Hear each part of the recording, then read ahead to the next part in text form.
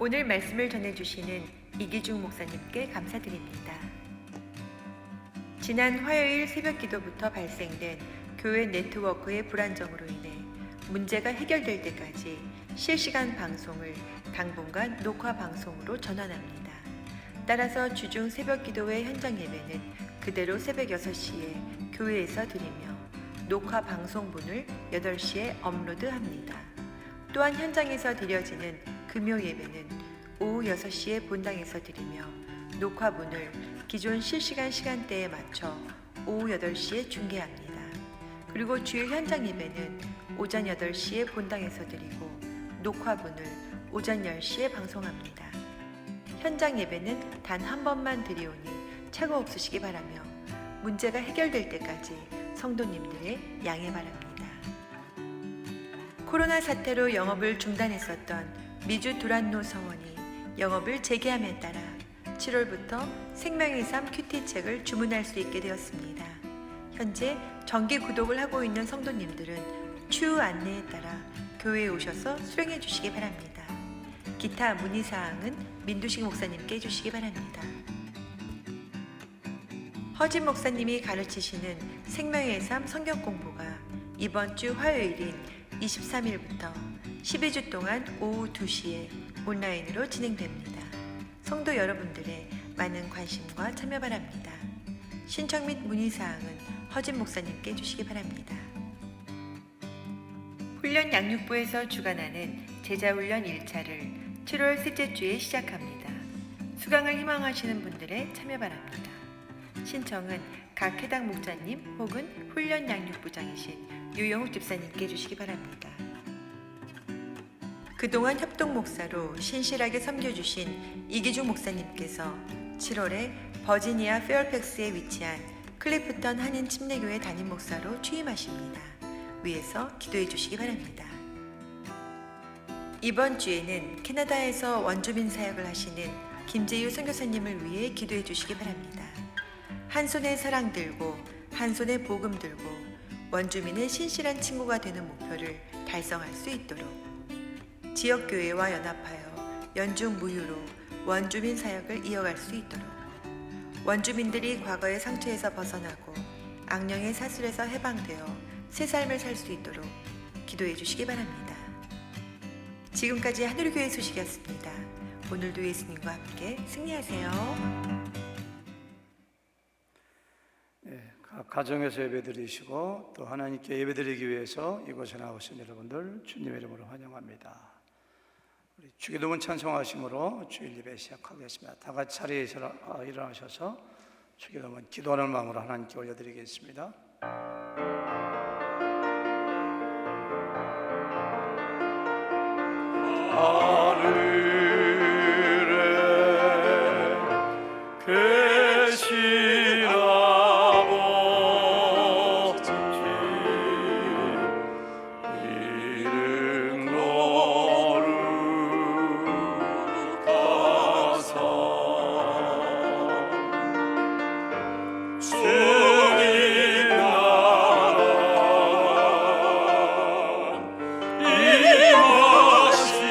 임하시며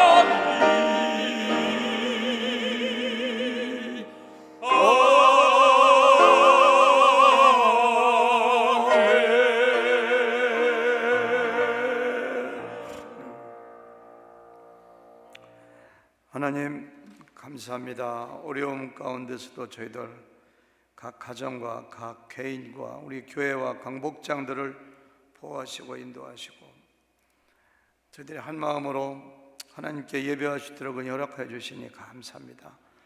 이 시간 각 가정에서 각 처소에서 또 교회 한 군데 모여서 하나님께 예배할 때 부족하고 연약하지만 저희들이 예배를 통해서 영광 거둬주시고 저희들이 몸으로만 드리는 예배가 아니라 온 정성을 다하여 마음을 다하여 뜻을 다하여 예배할 때 하나님 영광 거둬주시고 찬양을 통하여 또 기도를 통하여 선포되는 말씀을 통하여 하나님의 살아계심을 다시 한번 경험하고 응답받는 저희들 되도록 주님 도와주시옵소서. 어려움 가운데 있는 지체들 많이 있습니다.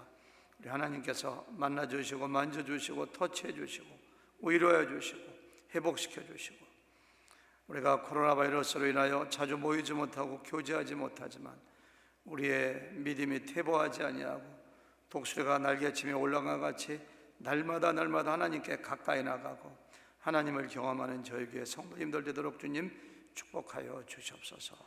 코로나 바이러스 콘데믹 사태가 빨리 끝나도록 인도하시고 옛날처럼 함께 모여서 저희들이 마음껏 교제하고 찬양하고 예배하고 훈련받을 수 있도록 주님 은총을 베풀어 주시고 이번 사태를 통하여 더욱더 하나님을 경외하며 겸손한 저희들 되도록 도와주시옵소서. 이기주 목사님을 클리프톤 한인 침례교회 담임 목사님으로 불러주시니 감사합니다. 오늘 말씀을 증거할 때 꼭 필요한 말씀 주님 저희들에게 허락해 주시고 은혜의 시간 되도록 도와주시고 함께하여 주시옵소서. 예수님의 이름으로 간절히 기도드렸사옵나이다. 아멘. 자리에 앉으시겠습니다.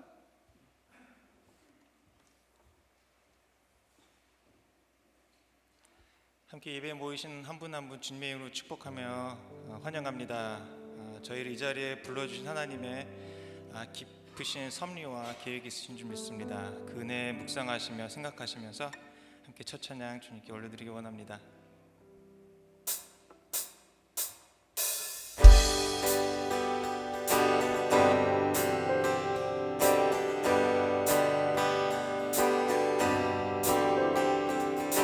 모든 나와 주 경배하네 인도하신 부르심 따라 우리의 힘과 계획을 내려놓고 주님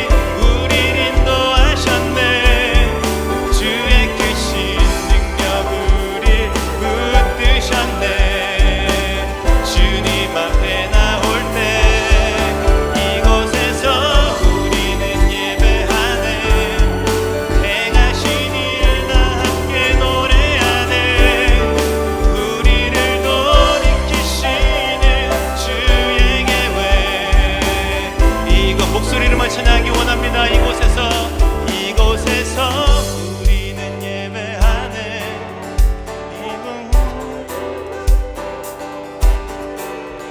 주의 크신 능력 우리 붙드셨네. 주님 앞에 나올 때 이곳에서 우리는 예배하네. 행하신 일 함께 노래하네. 우리를 돌이키시는 주의 계획 이곳에 세우셨네. 우릴 위해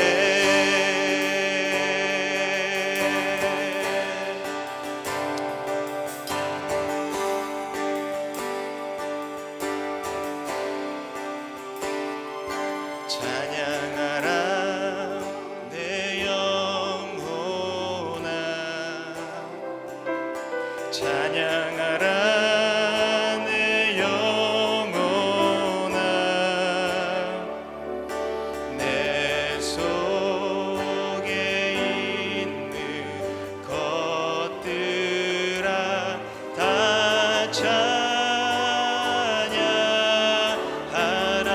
찬양하라 찬양하라 내 영혼아.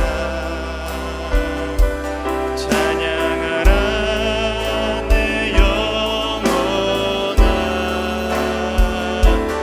내 속에 있는 것들아 다 찬양하라. 감사하라 감사하라 내 영혼아. 감사하라 내 영혼아. 내 속에 있는 것들아 다 감사하라.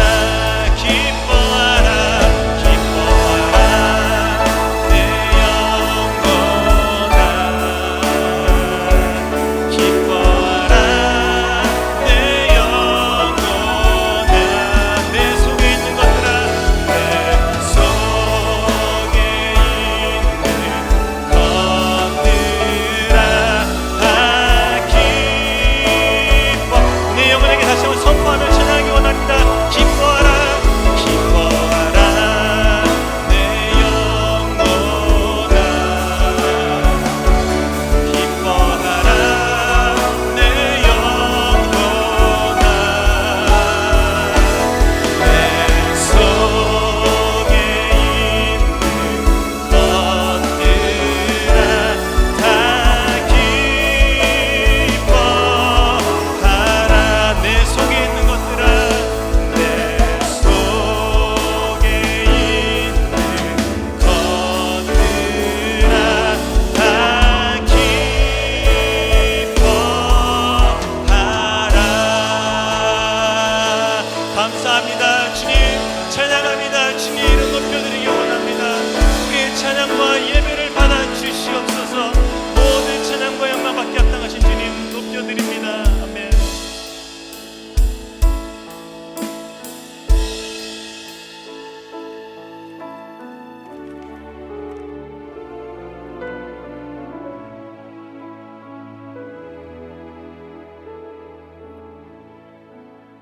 아버지 하나님 감사합니다. 저희에게 주의를 허락하셔서 온 우주 만물의 창조주이시며 통치자이신 여호와 하나님께 예배드릴 수 있도록 인도하여 주셔서 감사합니다. 비록 예배당에 온 성도들이 함께 모여서 예배드리지 못하지만 이 시간에 거듭난 영을 가지고 영과 진리로 예배드릴 때 저희의 예배를 흠양해 주시고 오직 주님만이 영광과 감사를 받으시기를 소망합니다. 저희의 죄와 허물로 인해 지옥의 심판을 받을 수밖에 없었으나 예수님의 십자가의 구속사역으로 믿음을 통해 은혜로 구원받을 수 있는 은혜 시대를 열어주심을 감사드립니다. 이런 주님의 크신 은혜에도 불구하고 의식적으로 또는 무의식적으로 짓는 죄들을 예수님의 보혈의 공로에 의지하여 자백하고 회개하오니 모든 불의에서 깨끗하게 하여 주시옵소서. 말씀을 전하시는 이기중 목사님과 함께 하셔서 진리의 말씀을 온전히 선포하실 수 있도록 지혜와 능력을 주시옵기를 바라옵고 원하옵나이다. 기도하옵기는 코로나 바이러스가 빨리 종식되어서 온 성도가 함께 모여 회중 예배를 통해 주님께 찬양과 경배를 드릴 수 있도록 모든 상황을 통제하여 주시옵소서. 성경에 예언된 마지막 때에 많은 말씀들이 이루어지고 있는 지금 이때에 시대의 징조를 분별하여 예수님을 믿지 않는 사람들에게는 복음을 더 열심히 전하고, 구원받은 주님의 자녀들은 성령 충만한 성화의 삶과 예수님의 재림을 소망하는 삶을 살 수 있도록 주님의 섭리로 인도하여 주시옵소서. 코로나 바이러스로 인해서 심적으로 불안하고 영적으로 침체를 겪고 있는 이때에 시편 42편 말씀, 내 영혼아 내가 어찌하여 낭망하며 어찌하여 내 속에서 불안해하는가. 너는 하나님을 바라라. 나는 내 얼굴을 도우시는 내 하나님을 오히려 찬송하리로다 라고 쓴 다윗의 표현처럼 저희 또한 미래에 대한 불안감이 엄습해오는 상황 가운데서도 온전히 하나님을 바라며 우리를 도우시는 하나님을 찬송하기를 원하고 소망하오니 저희가 믿음을 지키며 살 수 있도록 도와주시옵소서. 건강과 경제, 가정, 인간관계 등의 다양한 문제로 어려움을 겪고 있는 분들과 함께 해주셔서 저희가 합심하여 중보 기도할 때 주님의 선한 인자하심과 많은 친절한 긍휼로 기도에 응답해 주시기를 바라옵고 원하옵나이다. 오늘 예배를 통해서 주님만 홀로 영광 받으시기를 원하오며 예수님 이름으로 기도합니다.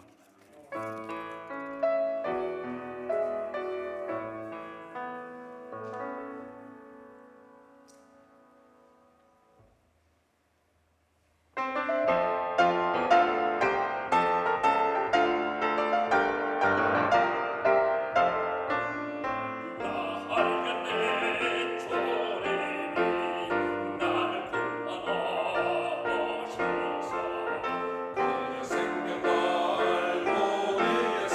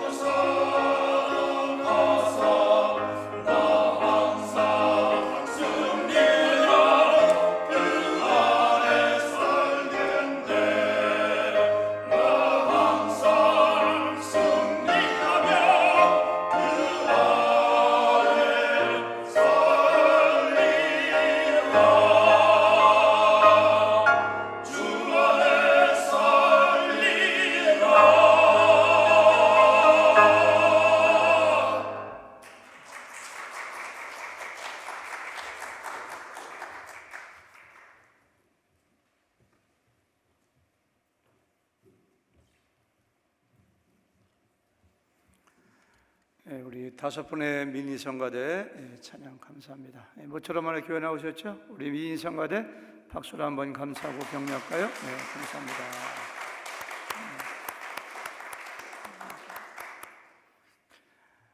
이런 새벽인데도 아침인데도 많이 나오셨네요. 서로 한번 인사하실까요? 반갑습니다. 잠깐 마스크 벗으셔도 됩니다. 인사하실 때는 잘 나오셨습니다. 오래간만에 뵙습니다. 이렇게 서로 인사하시면 좋겠습니다. 실시간 중계가 좀 안 돼가지고 장비를 보강하고 고치는 동안에 지금 시간 8시가 좀 넘었는데 평상시에 10시에 드리던 예배를 지금 8시에 드리게 있고 아마 뭐 얼마 있으면 바로 고치게 되면은 보강이 되게 되면은 또 원상복귀하도록 하겠습니다. 오늘은 이기중 목사님 이제 다음 주에 북버지니아 페어팩스에 소재에 있는 클리프턴 한인 침례교회 담임 목사로 가시게 되는데 오늘 제가 말씀을 부탁드리는데 우리 다 같이 일어나셔서 먼저 하나님 말씀 봉독할까요? 시편 57편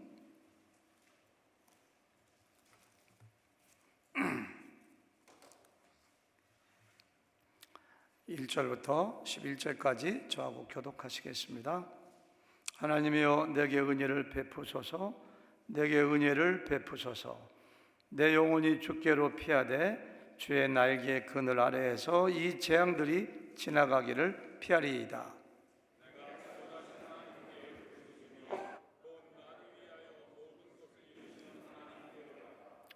그가 하늘에서 보내사 나를 삼키려는 자의 비방에서 나를 구원하실지라. 셀라. 하나님이 그의 인자와 진리를 보내시리로다.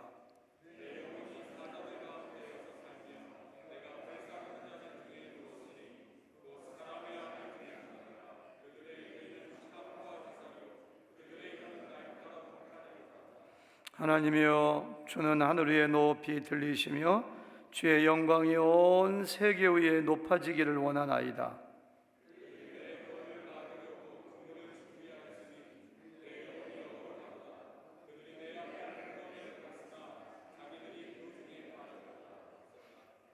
하나님이여 내 마음이 확정되고 내 마음이 확정되어 싸우니 내가 노래하고 내가 찬송하리이다.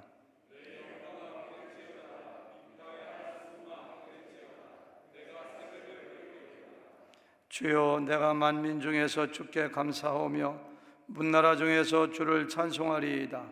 무릇 주의 인자는 미치고 주의 진리는 공짜. 11절 다 같이 시작. 하나님이여 주는 하늘 위에 높이 들리시며 주의 영광이 온 세계 위에 높아지기를 원하나이다. 아멘. 자리에 앉으시겠습니다. 이기중 목사님께서는 2006년도 4월 달에 저희 교회 오셔가지고 벌써 16년하고도 3개월이 거의 다 돼가네요. 그렇죠? 오랫동안 교회에 출석하시면서 처음에 제가 기억하기로는 새가족 담당 교역자를 하셨던 것으로 기억하고 있어요. 그리고 얼마 있다가 저희 교회 행정 목사님도 하시고 부목사님도 하시고 또 그 이후에 협동 목사님으로 오랫동안 함께 섬기시다가 이제 하나님의 보내심을 받고 담임 목사님으로 이렇게 가시게 됐어요. 여러분들 계속해서 기도해 주시고 또 환송해 주시고 따뜻하게 여러분들 대해주시면 감사하겠습니다. 우리 이기주 목사님 나오셔서 오늘 불확실함 속에 확실함이라는 제목으로 말씀 나눌 때 크신 은혜 받으시길 바랍니다.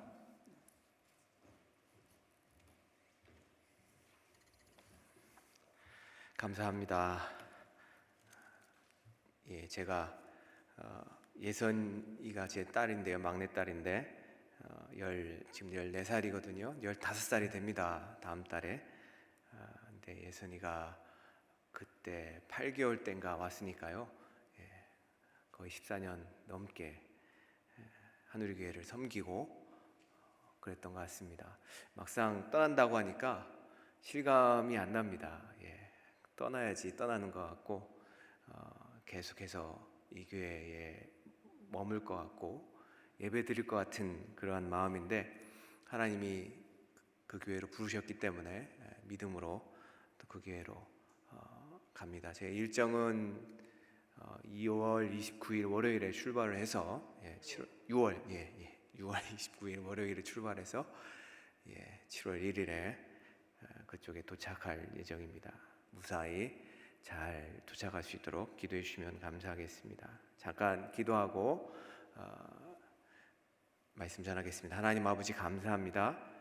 오늘 우리에게 하누리 교회를 허락하여 주시고 또 하나님 우리가 함께 주님을 예배하고 주님의 말씀을 공부하고 주님 안에서 함께 교제하고 주님의 복음을 전하며 예수 그리스도의 사랑을 증거하는 귀한 한 지체요 한 공동체로 우리를 세워 주시니 감사합니다. 하나님 하누리 교회가 하나님 보시기에 얼마나 기뻐하시고 하나님이 사랑하시는 귀한 주님의 몸된 교회이오니 하나님 하누리 교회를 축복해 주시고 하나님 하누리 교회를 통해서 하나님의 뜻이 이루어지며 하나님이 영광 받으시는 아버지 하나님 귀한 교회가 될 수 있도록 하나님 축복해 주시옵소서. 주님께 감사드렸고 예수님의 이름으로 기도하였습니다. 아멘. 저는 삼행시를 만드는 것을 좋아합니다. 예를 들어서 제 아내 이름이 이은정인데요.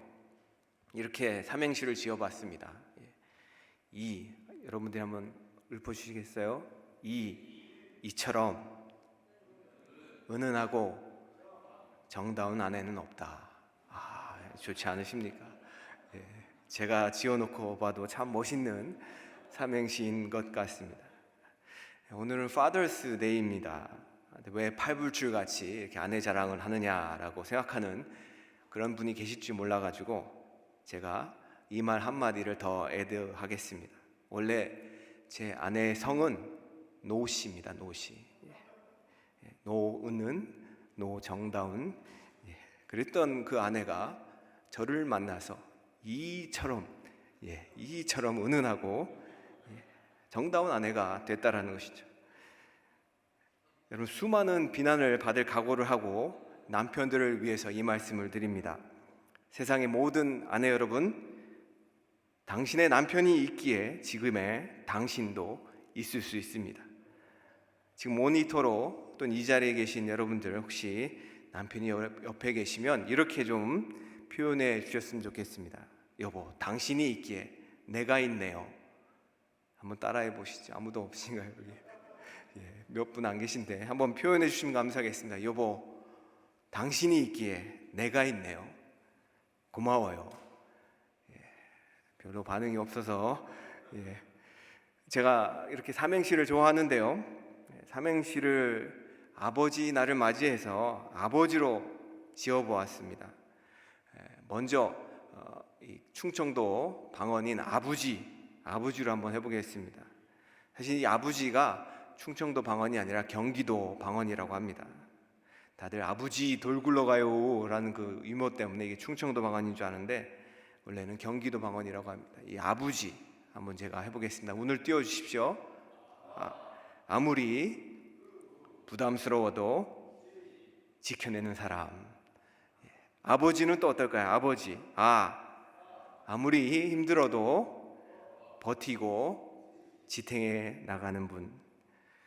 아버지는 그런 분들입니다.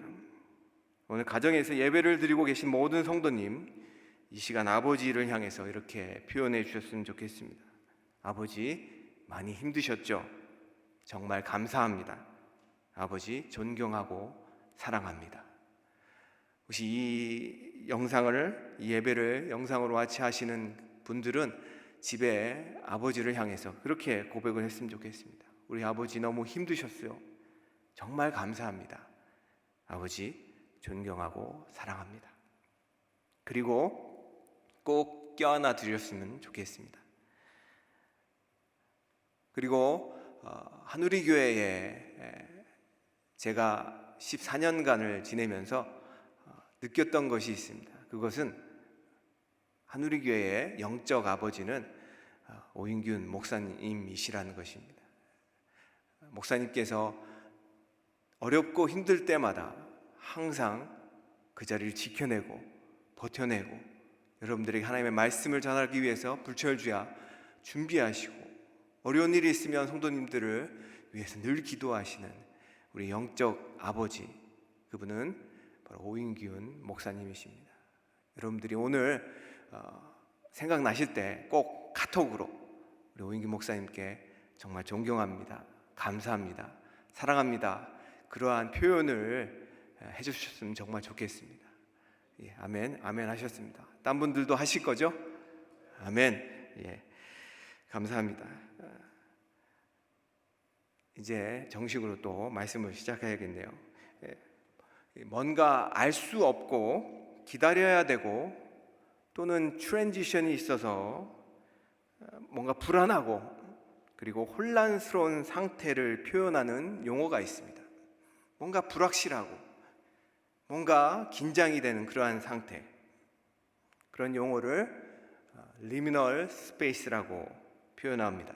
liminality. 라틴어로 이 리멘이라는 것은 곧 문지방, threshold에서 유래된 그러한 용어입니다. 이 용어는 인류학이나 심리학 혹은 의학에서 많이 쓰이는 용어입니다. 예를 들어서 환자들이 자신의 병을 진단받았는데 그 결과를 기다리고 있는 상황에서 과연 내 병이 얼마나 심각한지 또는 어떻게 하면 치료를 받을 수 있는지, 병원비는 얼마나 나올지, 모든 것이 알 수 없는 그 혼란하고 불안스러운 상태, 그런 상태를 가리켜서 liminal space라고 표현합니다. 아마 이 그림을 보시면 더 잘 이해하실 수 있을지도 모르겠습니다. 보통 서커스에서 공중고개 하면 가장 많이 하는 것이 그네 고개죠. 그 그네 서커스에서 한 그네에서 다른 그네로 옮겨가기 전에 공중에 붕 뜬 상태, 이 상태가 liminal space라고 표현합니다. 굳이 한국어로 번역하자면 경계점 혹은 분기점, 그런 정도로 해석이 가능할 것 같습니다. 병원에서 사역하시는 목사님들, 이 채플린들은 이 환자들이 liminal space에 있을 때 그들에게 말씀을 전하고 복음을 전하면 그들이 효과적으로 사역할 수가 있습니다. 왜냐하면 환자들이 그동안 그들이 믿고 있었던 많은, 그들이 의지했었던 많은 것들이 더 이상 그들에게 아무런 소용이 될 수 없다는 것을 알고 있는 그런 상태가 되기 때문에 그들에게 하나님의 확실한 복음과 말씀을 전해주면 정말 그들에게 예수 그리스도를 전해줄 수 있는 좋은 기회가 된다는 것이죠. 오늘 우리가 읽은 본문에서 나타난 다윗은 이 liminal space와 같은 그런 불안한 상태에 놓여 있습니다. 본문의 3절에 보면 그는 그를 삼키려는 자들의 비방 중에 있었습니다. 4절에는 자신의 영혼을 가리켜 사자들 가운데 살며 자신에게 불을 지르려는 사람들 중에 누워 있다고 말을 하고 있습니다. 6절에는 말하기를 대적들이 그물을 놓고 웅덩이를 파서 다윗을 덫에 걸리게 하려고 한다고 표현하고 있습니다. 1절에는 이 모든 상황을 한 단어로 표현합니다. 바로 재앙이라고 표현합니다. 다윗은 사방이 적이었습니다. 아무도 그를 도와주지도 도와줄 수도 없었습니다. 그래서 그는 적을 피해 아무도 없는 광야 속 한 동굴에 그의 몸을 숨기게 되었습니다. 이 어두운 동굴은 그의 불안하고 두려운 상황을 잘 표현해 줍니다. 모든 것이 불확실하고 불투명한 상태였습니다. 현재 팬데믹에 빠져 있는 우리는 어떻습니까? 지금처럼 모든 것이 불확실하고 불투명한 상태가 또 있을까요? 백신이 나오면 좀 괜찮아질까요? 저는 백신이 나오면 이 사태가 해결될 거라고 생각을 했습니다. 근데 꼭 그렇지만도 않다고 전문가들은 얘기를 합니다. 백신이 나오더라도 항체가 얼마나 지속될지 모르기 때문에 그렇게 말하는 것입니다. 보통 감기 바이러스의 항체는 3개월에서 6개월 정도 지속된다고 합니다. 그래서 감기는 겨울철 유행이기 때문에 늦가을에 백신을 맞으면 한 6개월 정도 지속되기 때문에 여름에는 바이러스가 없잖아요. 그래서 문제가 없었습니다. 근데 이 코로나 바이러스는 어떻죠? 여름에도 계속해서 전파가 됩니다. 그래서 계산을 해보면 만약에 3개월만 간다면 우리는 3개월마다 이 백신을 맞아야 되는 것이에요. 6개월 간다면 6개월마다 이 백신을 맞아야 된다라는 계산이 나옵니다. 그럼 팬데믹 이후에 그리고 이전 이 판이하게 달라질 거라는 그러한 말들이 맞을지도 모르는 그런 상황 속에 우리는 살고 있습니다. 제가 졸업한 신학교도 마찬가지입니다. 한 학기가 끝나면 예를 들어서 100명이 다음 학기를 위해서 등록을 했다고 한다면 지금은 30명만 등록한 상태라고 합니다. 100명을 기준으로 볼 때요. 110년이 넘는 학교 역사 속에서 가장 어려운 위기 속에 몰려 있습니다. 경기는 또 어떻습니까? 리만 마커스나 JC 페니 등 수많은 백화점과 기업들이 파산 신청을 하고 있습니다. 우리는 경기가 언제 회복될지도 모르고 있습니다. 모든 것이 불확실한 상태 속에서 살아가고 있습니다. 전 세계가 이 리미널 스페이스 속에 있습니다. 사람들은 보통 두렵고 불안하면 어떻게 하죠? 안전함을 얻으려고 확실한 것들을 찾습니다. 안전하고 확실한 것들, 자신을 지켜줄 만한 것들을 찾고 의지합니다. 그래서 사람들은 돈을 벌고 명예를 얻고 사람을 의존합니다. 그러나 그런 것들이 정말로 불안과 두려움과 허무에서 사람들을 보호해 줄 수 있을까요? 제가 어제 읽었던 기사입니다. 중국에서 방송 쪽 비즈니스를 하던 30대 초반의 젊은 사업가가 있었다고 합니다. 워낙 사업이 잘 돼서 스튜디오도 여러 군데 열고 외제차도 여러 개 타고 다녔다고 합니다. 그런데 이 청년이 가택 침입죄로 경찰에 입건되는 일이 발생합니다. 이유인즉슨 가만히 있어도 돈이 잘 들어오니까 할 일도 없고, 그래서 주로 낮 시간에는 외제차를 몰고 이곳저곳 드라이브하는 것이 취미였다고 합니다. 그러다가 창문이 열린 집을 발견하고 낮이니까 사람이 없는 걸 확인하고 들어가서 자기 집처럼 쉬다가 주인이 오기 전에 몰래 빠져나왔다고 합니다. 그런데 보통 사람이 오고 가면 흔적이 남잖아요. 그걸 이상하게 여긴 집주인이 집에 설치해 놓은 CCTV를 확인해 보았고, 그로 인해서 뒷덜미가 잡히고 말았습니다. 경찰에 붙잡힌 이 청년 사업가가 왜 그런 짓을 했느냐는 질문에 이렇게 대답했습니다. 그냥 사업도 잘 되고 할 건 없고, 그래서 무료해서 얼마 전에 보았던 한국 영화를 보고 따라했다라고 그렇게 말했답니다. 돈이 아무리 많아도 우리에게 안정감과 만족감을 줄 수 없다는 것을 보여주는 아주 좋은 그러한 기사입니다. 다윗도 사람을 의지했습니다. 사울왕에게 쫓겨 불안하고 두려울 때 그는 자기가 아는 제사장에게 가서 그의 도움을 받기도 했고, 블레셋 왕에게 가서 보호를 받으러 갔었습니다. 일이 잘못돼서 미친 척하며 간신히 도망쳐 나오기도 했습니다. 그러한 사건들 후에 다윗은 그를 도와줄 사람이 아무도 없다는 사실을 깨닫게 되었고, 아무도 없는 광야로 도망쳐 아둘람 굴 속에서 몸을 피하게 됩니다. 자신의 모든 인맥을 동원해서 도움을 받으려 했지만 사람도 큰 도움이 되지 못합니다. 그리고 오늘 우리가 읽은 이 시편 57편을 이 다윗은 쓰게 됩니다. 시편 57편 1절 앞에는 시에 대한 간략한 정보가 나옵니다. 다윗의 믹담시, 인도자를 따라 알다스엣에 맞춘 노래, 다윗이 사울을 피하여 굴에 있을 때라는 배경 설명이 나옵니다. 여기서 우리가 알다스엣이라는 그러한 의미를 살펴볼 필요가 있습니다. 이 알다스엣은 음악 기호입니다. 뜻을 말하자면 멸망시키지 마소서라는 뜻입니다. 멸망시키지 마소서라는 그런 절박함을 가지고 이 노래를 부르라는 것입니다. 다윗이 이 시를 쓸 때 그의 심정이, 그의 상황이 얼마나 절박했는지를 잘 보여주는 그러한 표현입니다.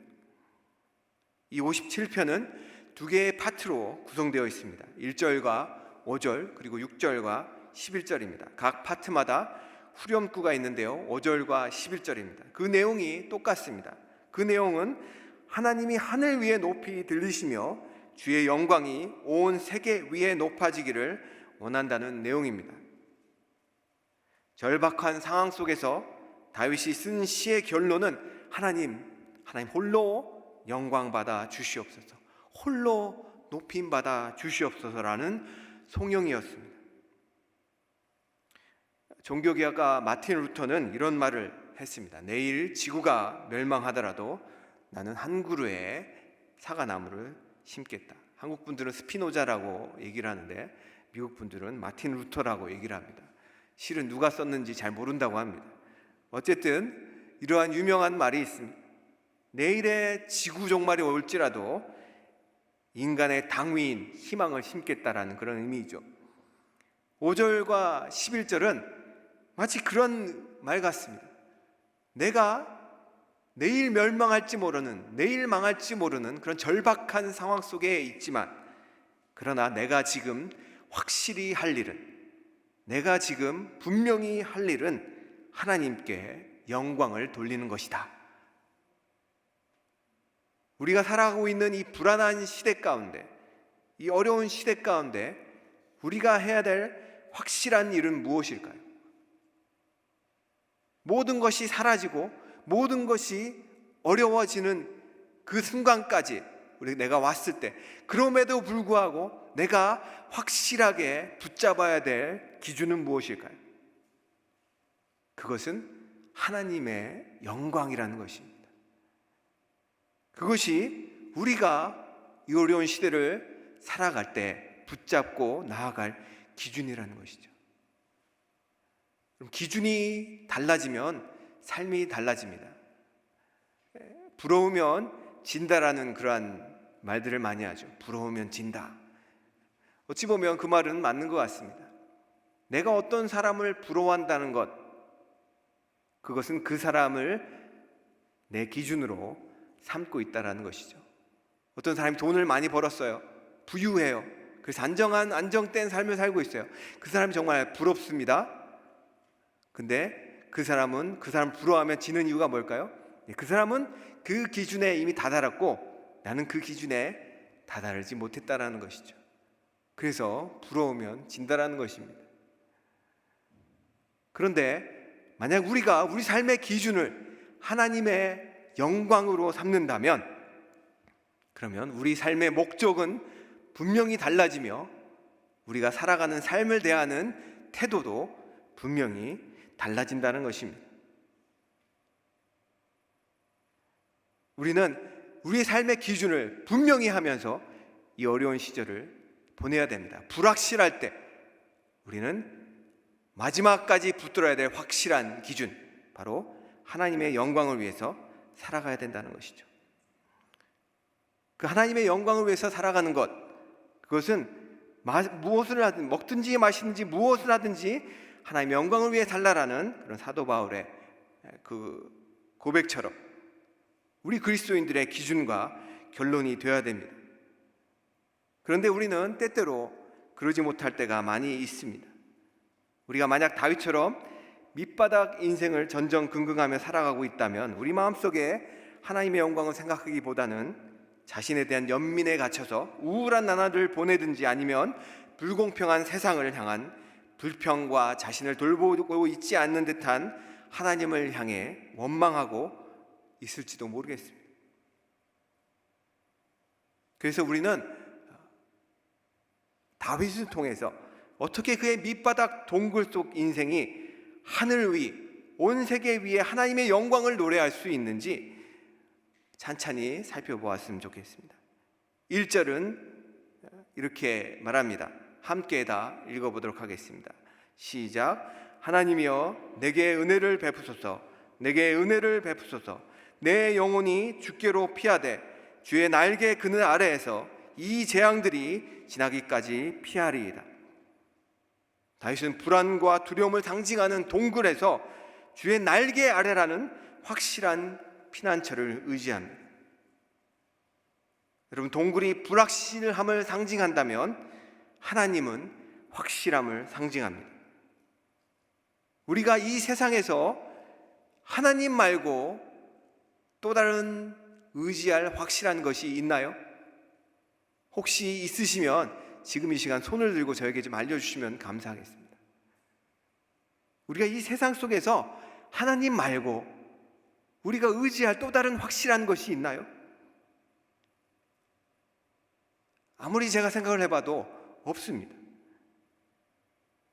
아무도 도와줄 일이 없을 때 우리가 확실하게 붙들어야 할 그분은 바로 하나님이십니다. 우리가 신앙생활을 하다 보면 하나님께서 마치 우리를 코너에 몰아넣으신 듯한 때가 있습니다. 급전이 필요할 때 이 사람에게 빌리면 될까? 저 사람이면 나를 이해해 줄 수 있을까 해서 손을 벌려보지만 오히려 거절당하고 상처받을 때가 많습니다. 낙심해서 하나님 앞에서 살려달라고 애걸복걸할 때 하나님께서 기대치도 않은 그런 사람들을 통해서 도움을 받게 하실 때가 많지 않습니까? 왜 그럴까요? 왜 그렇게 하실까요? 왜 우리를 마지막 절벽까지 몰고 가실까요? 그것은 아무 도울 힘 없는 사람을 의지하지 말고 하나님을 의지하라고 그렇게 하십니다. 요즘 드라마에서 슬기로운 땡땡 생활이라는 그러한 표현이 유행하고 있다고 합니다. 여러분, 정말 슬기로운 신앙생활은 무엇일까요? 이 사람 저 사람 붙들고 하소연하고 불평하고 도움 청하고 그렇게 할 때 그것이 정말 슬기로운 신앙생활을 잘하는 걸까요? 그렇지 않습니다. 슬기로운 신앙생활은 가장 우선적으로 하나님께 나아가는 것입니다. 하나님하고 해결 보는 것입니다. 그것이야말로 슬기로운 신앙생활입니다. 다윗은 자신의 인생의 가장 밑바닥에 있을 때, 가장 불안하고 두려워할 그때에 하나님께 피했습니다. 왜냐하면 다윗은 하나님이 어떤 분인지 정확히 알았기 때문입니다. 다윗이 알았던 하나님은 어떤 분이실까요? 2절부터 3절까지는 그 하나님이 어떤 분이신지 잘 나옵니다. 2절 상반부에는 하나님은 지존하신 하나님이시라고 표현합니다. The Most High God. 그 하나님은 세상을 지으신 분이시며 전지전능하신 분이십니다. 그러므로 하나님보다 더 높은 존재는 없습니다. 세상 어떤 사람도 하나님보다는 높지가 못합니다. 따라서 문제가 생겼을 때 하나님께 곧바로 나아가십시오. 그 누구를 의지할 필요도 없습니다. 가장 낮은 곳에서 가장 높이 계신 하나님께 직통으로 나가시면 됩니다. 2절 후반부에는 그 하나님을 이렇게 또 표현합니다. 나를 위하여 모든 것을 이루시는 하나님. 영어로 보면 이 구절의 해석은 더 확실해집니다. God who fulfills His purpose for me. 하나님께서 나를 위해 계획을 가지고 계시다는 것이에요. 나를 향한 하나님의 분명한 뜻이 있으시다는 것이에요. 그래서 하나님이 그 뜻을 이루어 가신다는 것입니다. 내가 아무리 어렵고 힘들고 어려운 상황 속에 있을지라도 그것은 하나님의 주권하에 있다는 것이에요. 그리고 하나님은 나를 향한 그 분명한 뜻을 이루어 나가신다는 것입니다. 3절에는 인자와 진리를 보내사 어려움 속에 있던 다윗을 구원하신 분이시라고 표현합니다. 인자와 진리는 하나님께서 보내신 변호사와 같습니다. 인자는 하나님의 헤세드고 사랑이라고 표현할 수 있고요. 이 하나님의 인자, 이 사랑은 다윗을 감싸줍니다. 불안하고 두렵고 절박할 때 하나님의 사랑은 다윗을 보호해주고 감싸줍니다. 하나님의 진리는 어떻습니까? 하나님의 진리는 다윗을 지지해줍니다. 그의 속마음이 하나님을 경외하고 있음을 지지해줍니다. 그가 하나님 앞에서 옳다고 인정받고 있다고 지지해주고 있다는 것이죠. 그 인자와 진리는 특별히 하나님의 백성과의 관계에서 하나님을 잘 드러내주는 하나님의 대표적인 속성입니다. 시편 23편 6절에는 내 평생의 선하심과 인자하심이 반드시 나를 따르리니 라고 말하고 있습니다. 25편 21절에는 내가 주를 바라오니 성실과 정직으로 나를 보호하소서 라고 말하고 있고요. 40장 11절에는 여호와여 주의 긍휼을 내게서 거두지 마시고 주의 인자와 진리로 나를 항상 보호하소서 라고 말하고 있습니다. 43장 3절에는 주의 빛과 주의 진리를 보내시어 나를 인도하시고 주의 거룩한 산과 주께서 계시는 곳에 이르게 하소서 라고 표현하고 있습니다. 그 인자와 진리를 가장 잘 표현한 신약의 성경 구절이 있다면 그것은 요한일서 4장 19절일 것입니다. 우리가 사랑함은 그가 먼저 우리를 사랑하셨습니다. 하나님은 먼저 사랑이라는 사랑을 보여주셨습니다. 먼저 사랑은 조건적인 사랑이 될 수가 없습니다. 먼저 사랑은 무조건 사랑입니다. 다윗이 말하는 하나님은 어떤 분이십니까? 그분은 전지전능한 분으로 우리를 지으신 창조주이십니다. 그분은 우리를 향한 분명한 계획을 이루어가 나가시는 분이십니다. 그리고 그분은 인자와 진리로 우리를 보호하시고 인도하시는 먼저 사랑의 하나님이십니다. 가장 중요한 것은 그분은 우리의 아버지시라는 것입니다. 이 세상에 완벽한 육신의 아버지는 없습니다. 육신의 아버지는 다 연약한 인간이고 죄성을 가지고 있기 때문에 때로는 자녀들에게 상처를 주고 때로는 믿게 행동할 때도 있습니다. 그러나 우리 하나님 아버지는 온전한 아버지이십니다. 하나님 우리를 지으신 창조주 아버지시고 그 아들 예수 그리스도를 주셔서 십자가의 죽음을 통해서 우리의 죄값을 치르시고 우리를 구원하신 아버지이십니다. 지금도 인자와 진리로 우리를 감싸 안으시고 우리 생명을 지키시고 보호하시고 축복해 주시는 무조건 사랑의 하늘 아버지이십니다. 혹시나 오늘 아버지 날에 육신의 아버지로 인해서 받은 상처로 말미암아 괴로워하고 계신 분이 있다면 주의 날개 밑으로 피하십시오. 그리고 그분의 은혜와 위로로 치료받고 회복되시길 주님의 이름으로 축원합니다. 때로 제가 목사이기 때문에 목사님이 왔다고 기도해달라고 하는 그런 성도님들이 계십니다. 너무나 감사하죠. 제게 그분을 축복하고 기도할 수 있는 특권을 허락해 주시니까요. 그런데 가만히 생각을 해보면 목사에게 기도를 맡겨놓고는 본인은 정작 어떻게 아주 기도를 안 하면은 무슨 소용이 있겠습니까? 그렇죠? 우리가 무조건적인 사랑의 하나님 아버지에게 나아가지 않으면 얼마나 큰 손실입니까? 얼마나 큰 손해입니까? 제가 며칠 전 차를 타고 가다가 한인 라디오 방송에서 나오는 광고를 들었습니다. 어떤 가게를 홍보하는지 제가 아직 기억을 잘 못하는데요. 그 노래 가사 말은 아직도 기억이 납니다. 자꾸 귀에 맴돌아요. 노래는 이렇습니다. 멋이 중한디 웃지 않으시는 거 보니까 다 이렇게 경건하신 것 같습니다. 이 노래를 들으면서 정말 우리에게 중요한 것이 무엇일까? 신앙생활에서 교제가 중요하고 마음의 평안도 중요하겠지만 가장 중요한 것은 하나님을 알고 그분을 의지하는 것입니다. 요한복음 17장 3절은 이렇게 말합니다. 영생은 곧 유일하신 참 하나님과 그 보내신 자 예수 그리스도를 아는 것이라. 우리가 하나님을 더 알아가면 알아갈수록, 예수님을 더 알아가면 알아갈수록 우리의 신앙은 하나님을 의지할 수밖에 없습니다. 그리고 우리가 하나님을 의지하면 의지할수록 하나님은 영광을 받으실 겁니다. 조나단 에드워드 목사님의 설교, 아주 유명한 설교가 있습니다. God glorified in man's dependence라는 그러한 설교입니다. 그 설교의 결론부에는 이런 내용이 있습니다. 우리는 믿음으로 구원받는데 믿음은 구원의 하나님을 전적으로 의존하는 승인이다. 좀 어렵죠? 쉽게 말하면 믿음은 우리를 구원해 주세요라고 하나님을 전적으로 의존하겠다라는 결정입니다. 우리가 그렇게 믿음을 통해서 하나님을 전적으로 의지할 때 하나님이 영광 받으신다는 것이죠. 오늘 다윗은 이 시편의 두 번째 파트에서 그렇게 그의 믿음, 그의 신앙을 고백하고 있습니다. 7절입니다. 내 하나님이여 내 마음이 확정되고 내 마음이 확정되었사오니. 다윗은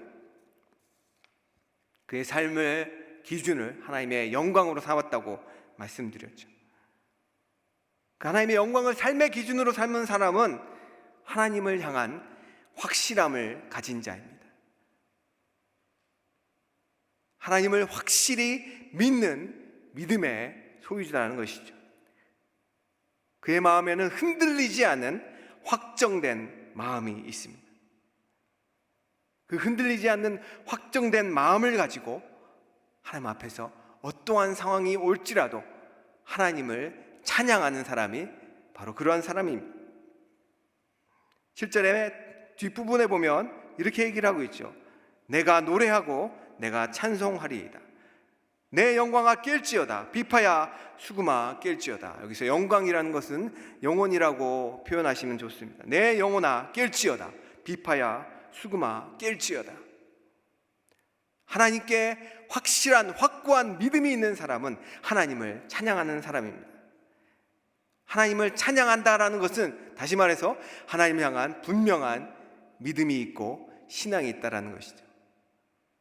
그것도 어려운 시기, 힘든 시기, 아무도 자기를 알아봐 주지 않는 그 어렵고 고통스러운 시기 가운데 하나님을 찬양한다는 것은 그에게는 분명한 믿음이 있다라는 증거죠. 그렇게 흔들리지 않는 그런 확신을, 믿음을 가진 사람은 하나님을 찬양합니다. 자신의 영혼을 찬양으로 깨웁니다. 그리고 비파를 깨워서, 수금을 깨워서 그가 하는 것이 있습니다. 그가 하는 것은 바로 새벽을 깨우는 것입니다. 이것은 우리가 흔히 말하는 새벽 기도를 말할 수도 있겠지요. 그런데 여기서 말하는 이 새벽은 하나님께서 주시는 놀라운 변화, 새로운 아침, 새로운 그러한 시대를 얘기를 합니다. 보통 우리가 대부분의 사람들은 어떻게 하죠? 새벽이 자기를 깨우죠. 그렇죠? 아침이 자기를 깨웁니다. 아침이 이렇게 날이 밝아오면 그때 이제 날이 밝았나 보다 일어나는 사람들이 대부분입니다. 그런데 새벽 기도를 하신 분들은 어떤 분들이시죠? 새벽을 깨우는 분들은 어떤 분이신가요? 그분들이 새벽을 깨우십니다. 너무나 다른 차원이죠. 그래서 이 미드라시라는 이 시편의 유대교적 그 주석서죠. 미드라시에 보면 그렇게 얘기합니다. 다윗이 얘기했다.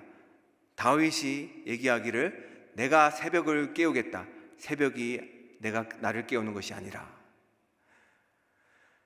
우리 인생 가운데 하나님을 향한 확실한 확고한 믿음이 있으면 우리는 새벽을 깨우는 인생이 될 수가 있습니다. 그럼 새벽은 어떻게 깨어나죠? 제가 대학을 다닐 때 국문학 교수님이 이렇게 MT를 가기 전에 저희들 놓고 이렇게 얘기를 하셨습니다. 너희 MT 가서 할 일이 꼭 있는데 가서 새벽이 어떤 빛깔인지 보고 와라 라고 얘기를 해줬습니다. 그것이 숙제였어요. 그런데 아무도 새벽에 어떤 빛깔인지 보고 온 사람은 없었습니다. 밤새 노느라고. 그들이 지쳐가지고 새벽에는 정작 잠을 잤기 때문에 그 누구도 숙제를 해온 적이 없었습니다. 그래서 제가 20몇 년이 지난 며칠 전에 새벽의 색깔이 어떤 것일까 보려고 새벽에 5시에 좀 넘어서 밖에 나가봤습니다. 그랬더니 새벽의 색깔은 정말 이상했어요. 뭔가 밝아오는데 계속 어두워요. 근데 한쪽은 밝아옵니다. 근데 한쪽은 계속 어두워요. 근데 그 한쪽이 어딜까요? 해가 떠오르는 것이죠. 그 해가 떠오르는 것은 점점 밝아집니다. 그래서 그 밝아짐이 어둠을 몰아냅니다. 그것이 새벽의 빛깔이었습니다. 새벽을 깨우는 사람, 어둠 가운데서 불안하고 힘들고 괴로운 상황 가운데서 확실한 믿음을 가지고 하나님으로 인정하고 찬양하는 사람, 그 사람은 그 사람의 삶 가운데, 그 사람의 삶의 자리 가운데 하나님의 영광을 불러오기 시작합니다. 그리고 그 영광이 그의 인생을 비춰나가서 그의 삶의 자리를 비춰나가며 그가 처한 모든 그러한 사람들에게 하나님의 영광을 드러내게 된다는 것입니다. 여러분은 어떻습니까? 여러분들은 새벽을 깨우는 사람입니까? 아니면 새벽이 여러분을 깨우는 사람입니까? 여기 계신 모든 분들 새벽을 깨우는 그런 분들이 되시길 주님의 이름으로 축원합니다. 그렇게 새벽을 깨우는 사람, 하나님을 향한 확실함을 가지는 사람은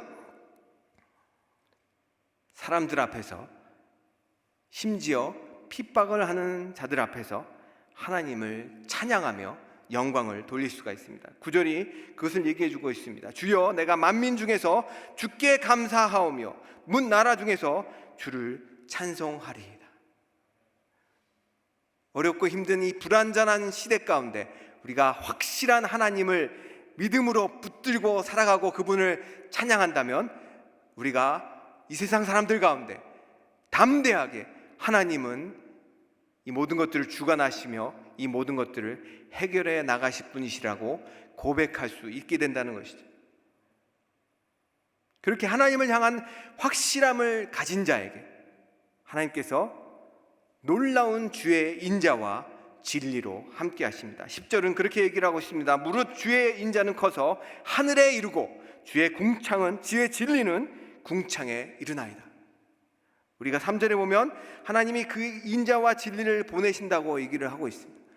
그런데 여기서는 하나님께서 이 보내신 인자와 진리가 어떻게 돼 있죠?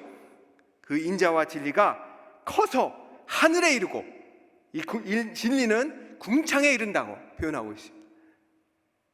믿음으로 하나님을 향한 확신을 가지고 하나님을 증거하고 하나님을 찬양하는 그 자에게 하나님께서 놀랍도록 크고 크신 하나님의 인자와 진리로 함께 하신다는 것입니다. 아멘.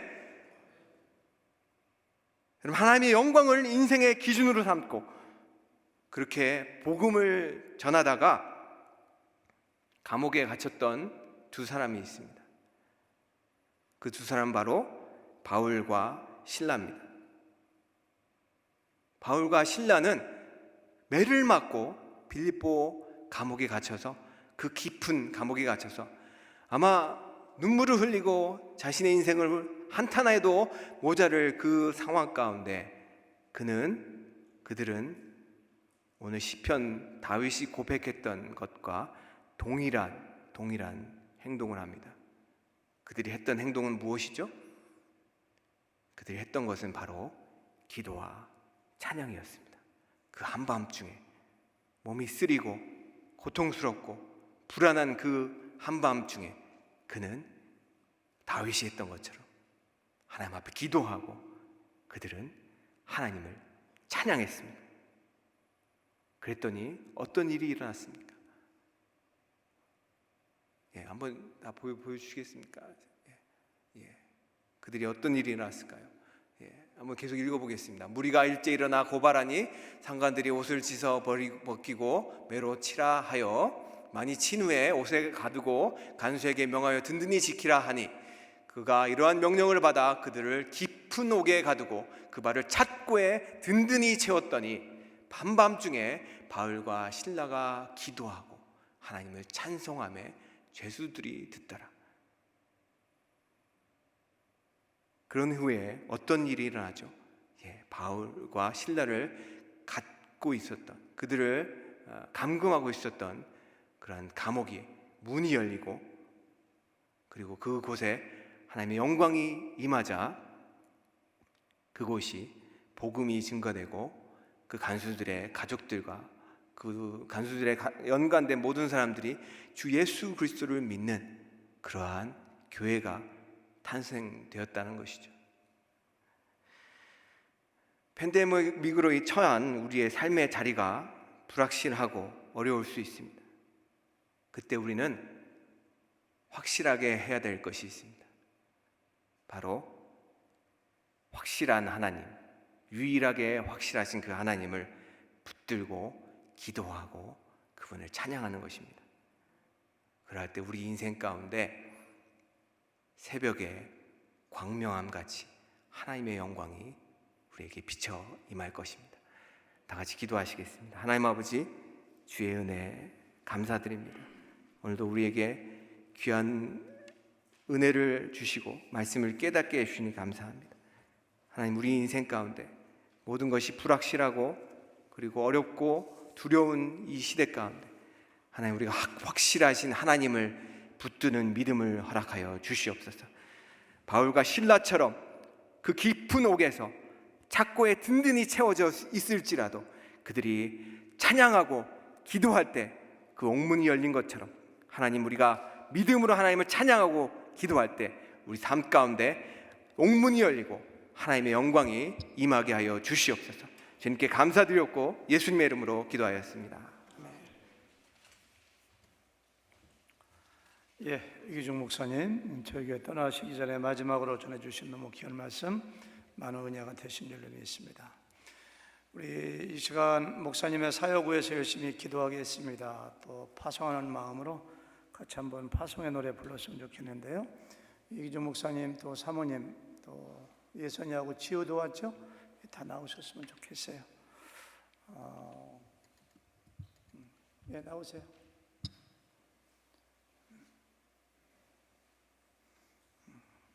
설교하실 때도 높은 데 올라오시는데 더 높은 데로 저 맨 위로 올라가셔서 여러분들 다 같이 일어나셔서 우리 두 손으로 가시면서 열심히 기도하겠습니다.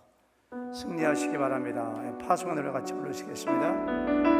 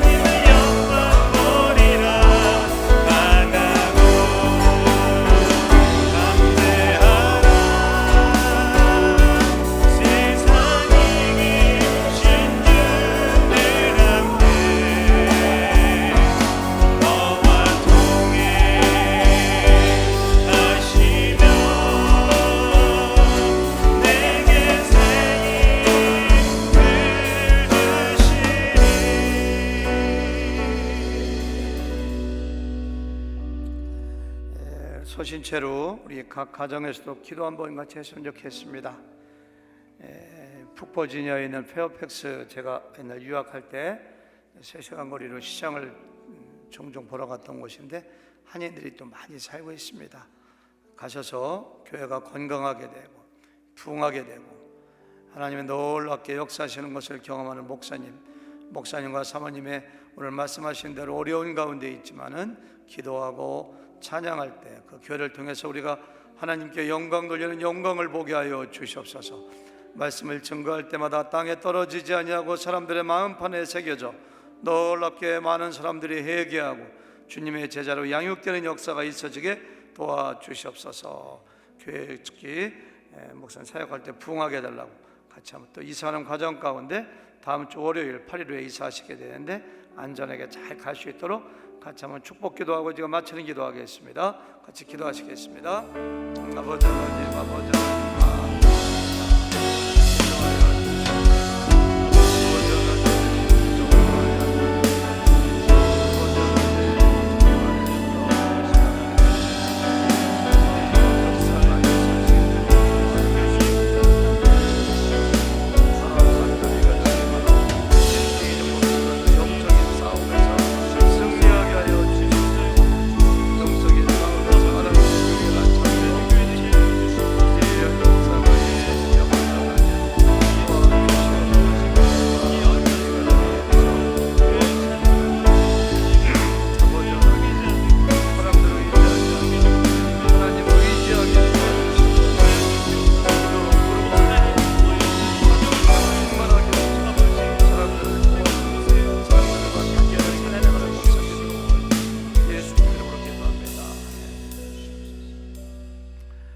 하나님, 클리프톤 아닌 침례교회 오랫동안 담임 목사님이 없어서 원로 목사님께서 계속 사역하셨는데, 이제 하나님께서 그 교회에 꼭 필요하고 합당한 종이라 생각해서 그곳으로 보내시는 줄로 믿습니다.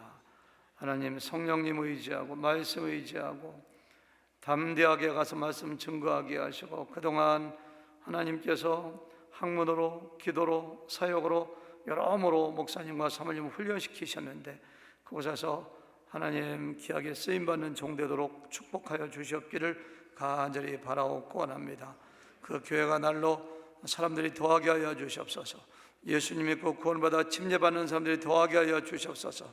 기존에 있는 분들 주님의 제자로 쓰임받게 하시고 훈련받게 하시고, 그래서 그 교회를 통해서 수많은 선교사가 파송되고 수많은 제자가 양육되는 놀라운 역사가 있어지게 주님 축복하여 주시옵기를 간절히 바라옵고 원합니다.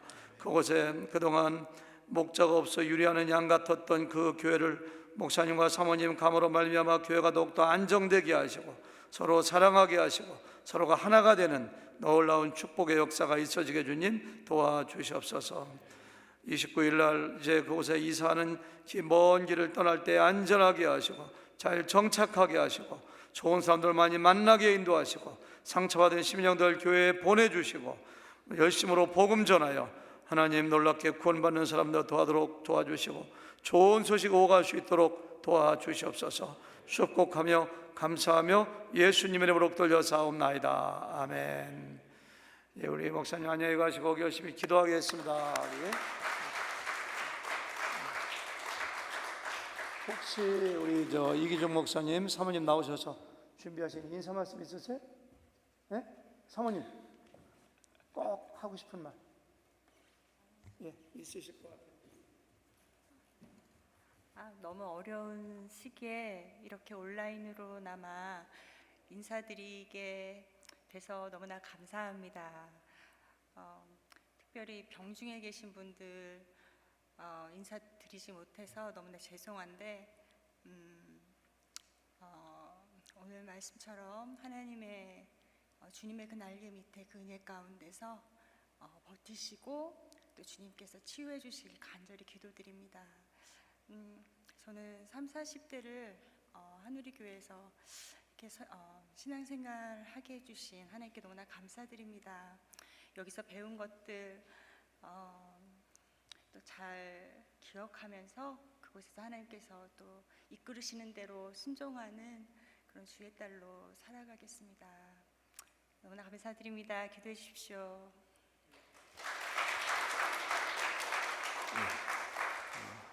14년간 하늘교회에서 오인규 목사님 통해서 정말 많은 것들을 옆에서 지켜보고 배우고 앞으로도 그곳에 가면 아마 목사님 생각이 많이 날 것 같습니다. 목사님이 이때는 이렇게 하셨지 저때는 저렇게 하셨지 아마 생각을 하면서 목회를 많이 할 것 같습니다. 14년간 정말 저희들을 말씀으로 잘 이끌어 주신 목사님과 사모님께 정말 감사드리고요. 또 한 형제 자매로서 하늘교회에서 함께 신앙생활할 수 있었다는 것이 얼마나 기쁘고 행복했는지 모릅니다. 저희가 떠나지만 하늘교회는 저의 그 고향과도 같은 교회이기 때문에 항상 좋은 소식이 있으면 전하고 함께 계속해서 교제를 했으면 좋겠습니다. 감사합니다.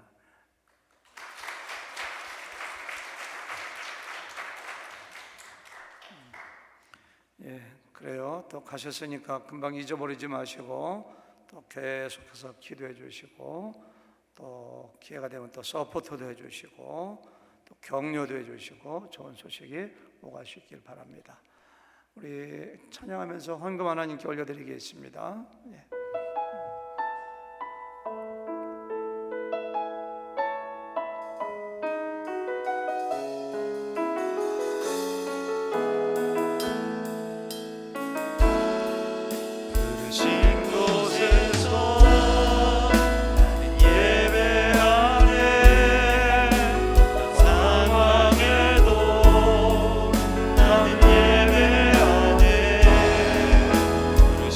곳에서